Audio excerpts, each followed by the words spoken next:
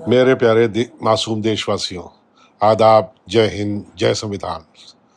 आजकल दोस्तों एक कथावाचक का वीडियो बहुत वायरल हो रहा है जिसमें उसे बेहद मारा पीटा गया, नाक रगड़वाई गई, चोटी काटी गई और ब्राह्मी मूत सर पर डाला गया और फिर उसकी शुद्धि हुई यानी पवित्र किया गया। बहुत से लोगों का ये सवाल है कि ये गलत हुआ है, ऐसा नहीं होना चाहिए। एक इंसान दूसरे इंसान से ऐसा बर्ताव नहीं कर सकता और नहीं करना चाहिए बेशक, क्योंकि ये इंसानियत से गिरी हुई बात है, संविधान के खिलाफ है और इंसानी तहजीब और उसके उसूलों पर जलजला बर्पा होने के मानिंद है। लेकिन यहाँ पर अक्सर दोस्तों दो राय पाई जाती हैं।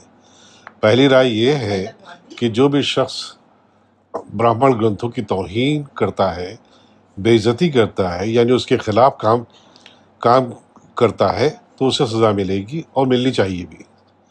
अरे भाई, गुनाह क्या था? ब्राह्मण ग्रंथों के अनुसार पाप योनि से पैदा हुआ कोई भी शख्स वही काम कर सकता है जो उसे ईश्वर ने उसके लिए तय कर दिया है। यानी पाप योनि समुदाय का एकमात्र काम तीनों ऊंचे वर्णों की सेवा करना और उनको खुश रखना है। उनकी नाराजगी ईश्वर की नाराजगी है। ये धर्म ग्रंथ में ऐसा लिखा हुआ है।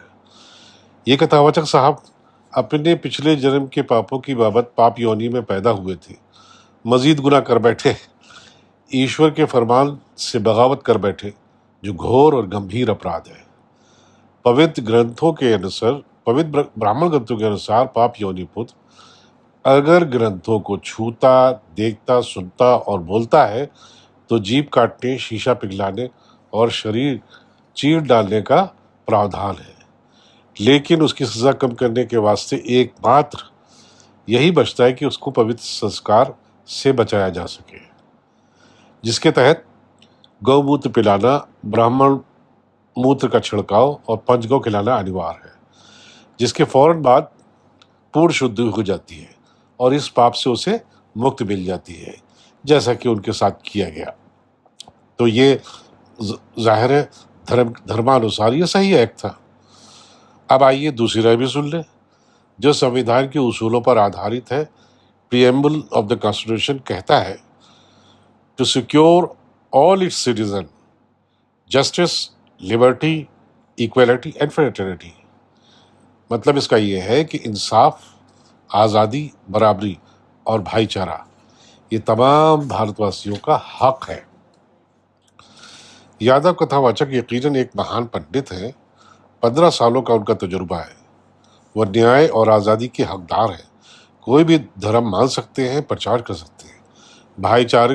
भाईचारे और बराबरी का हक उन्हें संविधान दे दिया है, कोई भी शख्स उसे छीन नहीं सकता।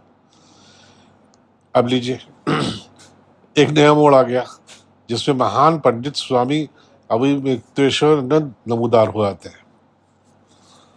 वो कहते हैं, वो फरमाते हैं, देश तो मनुस्मृति से चलेगा। वर्ण व्यवस्था के अनुसार जो काम बांटेंगे वैसे ही करने होंगे। कोई भी पाप योनि पुत्र पवित्र ग्रंथों का बेजा इस्तेमाल नहीं कर सकता। यादव यानी शूद्र वाली पहचान छुपाकर ब्राह्मण बनकर कथा सुनाना घोर अपराध है। यहाँ पर स्वामी अविवेकानंद का कथन सत्य कथन है, क्योंकि ऐसा ही धर्म ग्रंथों में लिखा है और यही ईश्वर की कमांड है। लेकिन स्वामी जी, आपका दूसरा इल्ज़ाम यकीन बहुत कमज़ोर है। पहचान तो आपने भी छुपाई हुई है। आपका असली नाम क्या है कोई नहीं जानता। आपने जो नाम चुना है वो बहुत मुश्किल है। अक्सर भारतवासी उसे समझ नहीं सकते और शक कर सकते हैं कि शायद आपका जन्म भी वैश्य योनि में हुआ हो। स्वामी विवेकानंद जी की मिसाल आपके सामने है। उनको भी धर्म ग्रंथ पढ़ाने का अधिकार नहीं था, क्योंकि वो भी वैश्य योनि में पैदा हुए थे। और दूसरा सवाल देश की जनता आपसे पूछती है कि स्वामी जी, ब्राह्मण नारियां किस बिना पर देश में कथावाचन कर रही हैं? धर्मानुसार वो भी तो शूद्र है। और आखिर सवाल यह है स्वामी जी, आप अक्सर व बेशतर मंचों पर नंगे नमूदार होते हैं। देश की बेटियां, माँ बहनें नंगे शरीर को देखकर शर्मसार हो जाती हैं। क्या आप बताएंगे कि धर्म ग्रंथों के किस श्लोक में लिखा है कि स्वामी नग्न अवस्था में कथा वाचन कर सकता है?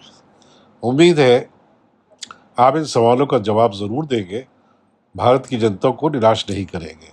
हम यकीनन अनेक हैं, देश की बात आ जाए जब, एक हैं, बस एक हैं।